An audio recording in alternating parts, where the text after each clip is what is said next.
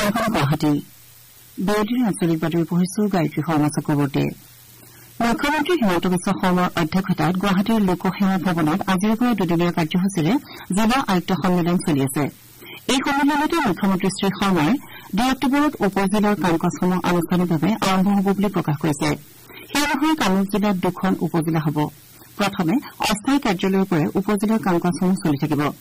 একে সময়তে স্থায়ী কাৰ্যালয়ৰ নিৰ্মাণ কাৰ্যও চলি থাকিব। আনহাতে উপ-জিলাৰ কাৰ্যালয়ৰ বাবে লোক নিৰ্মাণ বিভাগে প্ৰস্তুত কৰা নক্সা সংশ্লিষ্ট জিলা উপায়ুক্তসকলক কাইলৈৰ সন্মিলনতে দেখুৱাব বুলি মুখ্যমন্ত্ৰী শ্ৰী শৰ্মাই প্ৰকাশ কৰে। আনহাতে উপ-জিলাৰ মহকুমাধিপতিসকলক 2 অক্টোবৰৰ পূৰ্বে প্ৰশিক্ষণ দিয়া হ'ব বুলি প্ৰকাশ কৰাৰ লগতে 15 আগষ্টৰ পূৰ্বে প্ৰয়োজনীয় সকলো আচবাববোৰ অস্থায়ী কাৰ্যালয়লৈ নিয়াৰো নিৰ্দেশ দিয়ে।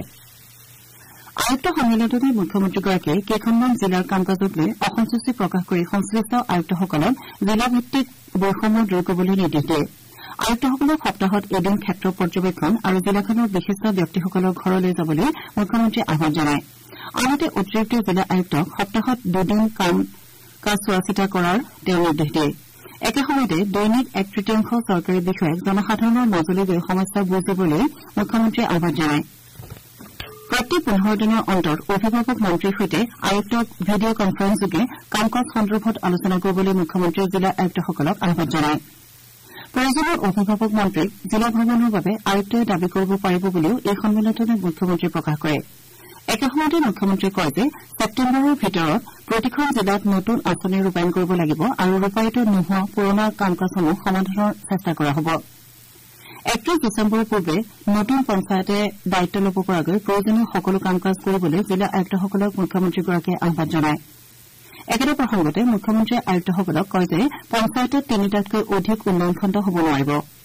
জিলা আয়ুক্তৰ সন্মিলনখনতে মুখ্যমন্ত্ৰী শ্ৰী শৰ্মাই চৰকাৰী কাৰ্যসূচীত কেৱল নিৰামিষ খাদ্য ব্যৱহাৰৰ নিৰ্দেশ দিছে। ৰাজ্যিক অতিথিৰ বাহিৰে কোনো চৰকাৰী বিভাগে আমিষ আহাৰেৰে আপ্যায়ন কৰাটো বাধা কৰিছে। এই সন্মিলনতে আগষ্টত লখিমপুৰত কেবিনেট বৈঠক হ'ব বুলি মুখ্যমন্ত্ৰীগৰাকীয়ে প্ৰকাশ কৰিছে। এই প্ৰসংগতে এতিয়াৰে পৰা গুৱাহাটীৰ বাহিৰত কেবিনেট হোৱাৰ দিনা মন্ত্ৰীসকল একেটা সময়তে নাযাবলৈ মুখ্যমন্ত্ৰীয়ে আহ্বান জনায়। মুখ্যমন্ত্ৰীয়ে লগতে কয় যে মন্ত্ৰীসকল নিৰ্দিষ্ট সময়ৰ অন্তৰত গ'লে যান বাহনৰ লগতে অন্য অসুবিধা নহয়। আনহাতে বেৰিকেড সাজি প্ৰতিবাদ ৰোধ কৰিব বিচাৰিলে সকলো সমস্যাৰ সমাধান নহয় বুলি প্ৰকাশ কৰি মুখ্যমন্ত্ৰীগৰাকীয়ে কয় যে এতিয়া বেৰিকেড ৰখাৰ প্ৰয়োজন নাই। ৰাজ্যৰ ভিভিআইপি সংস্কৃতি আঁতৰোৱাৰ পোষকতা কৰি মুখ্যমন্ত্ৰীগৰাকীয়ে মুখ্যমন্ত্ৰীৰ কনভয়তো 10খনতকৈ অধিক গাড়ী থাকিব নোৱাৰিব বুলি তেওঁ প্ৰকাশ কৰে। এই সন্মিলনতে শেহতীয়া বানত ক্ষতিগ্ৰস্তসকলক 12 আগষ্টত সাহায্য প্ৰদান কৰা হ'ব বুলি মুখ্যমন্ত্ৰীয়ে প্ৰকাশ কৰে। ক্ষতিগ্ৰস্তক গৃহ নিৰ্মাণৰ বাবে 1,20,000 টকা দিয়া হ'ব বুলি প্ৰকাশ কৰি মুখ্যমন্ত্ৰীয়ে কয় যে সাহায্য প্ৰদানৰ 7 দিন পূৰ্বে মঞ্জুৰী পত্ৰ বিতৰণ কৰা হ'ব। অসম লোকসেৱা আয়োগৰ কৃষি উন্নয়ন বিষয়া নিযুক্তি কেলেংকাৰীৰ গোচৰত আজি বিশেষ ন্যায়াধীশৰ আদালতে আয়োগৰ প্ৰাক্তন অধ্যক্ষ ৰাকেশ কুমাৰ পালসহ 32জন বিষয়াৰ বিৰুদ্ধে শাস্তিৰ ৰায় ঘোষণা কৰে। এই অনুসৰি আদালতে ৰাকেশ কুমাৰ পালক দুৰ্নীতি প্ৰতিৰোধ আইন আৰু ভাৰতীয় দণ্ডবিধি আইনৰ 4টা গুৰুত্বপূৰ্ণ ধাৰাত দোষী সাব্যস্ত কৰি 14 বছৰৰ সশ্ৰম কাৰাদণ্ড আৰু 2 লাখ টকাৰ জৰিমনা বিহিছে। একেদৰে আয়োগৰ প্ৰাক্তন সদস্য ছামিদুৰ ৰহমান আৰু বসন্ত কুমাৰ দলে 10 বছৰৰ সশ্ৰম কাৰাদণ্ড আৰু 2 লাখ টকাকৈ জৰিমনা বিহিছে। আনহাতে বক্ৰপথাৰে চাকৰি লোৱাৰ অভিযোগত দোষী সাব্যস্ত হোৱা 29জন কৃষি উন্নয়ন বিষয়াক 4 বছৰকৈ কাৰাদণ্ড আৰু 10,000 টকাকৈ জৰিমনা বিহিছে।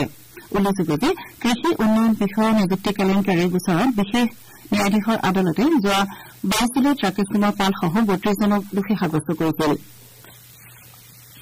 দেশত স্বীকৃতিপ্ৰাপ্ত ষ্টাৰ্টআপ উদ্যমসমূহে এই পৰ্যন্ত 15,50,000ৰো অধিক কৰ্মসংস্থাপনৰ সৃষ্টি কৰিছে বুলি কেন্দ্ৰীয় চৰকাৰে প্ৰকাশ কৰিছে। বিভিন্ন মন্ত্ৰালয় আৰু বিভাগসমূহৰ অধীনত গ্ৰহণ কৰা পদক্ষেপৰ সহায়ত ষ্টাৰ্টআপসমূহে অনাগত সময়ত অধিক কৰ্মসংস্থাপন সৃষ্টি কৰাৰ লগতে যুৱ উদ্যমীসকলক আগবঢ়াই নিবলৈ চৰকাৰী সূত্ৰই প্ৰকাশ কৰিছে। কেন্দ্ৰীয় চৰকাৰৰ ঔদ্যোগিক বিকাশ আৰু আভ্যন্তৰীণ বাণিজ্য বিভাগে যোৱা 30 জুন পৰ্যন্ত 1,40,803টা ষ্টাৰ্টআপক স্বীকৃতি দিছে বুলি লোকসভাত দক্ষতা বিকাশ আৰু উদ্যমিতা দপ্তৰৰ স্বতন্ত্ৰ ৰাজ্যমন্ত্ৰী জয়ন্ত চৌধুৰীয়ে এটা লিখিত উত্তৰত প্ৰকাশ কৰে। আমাৰ এতিয়াৰ বাতৰি ইমানতে অন্ত পৰিল।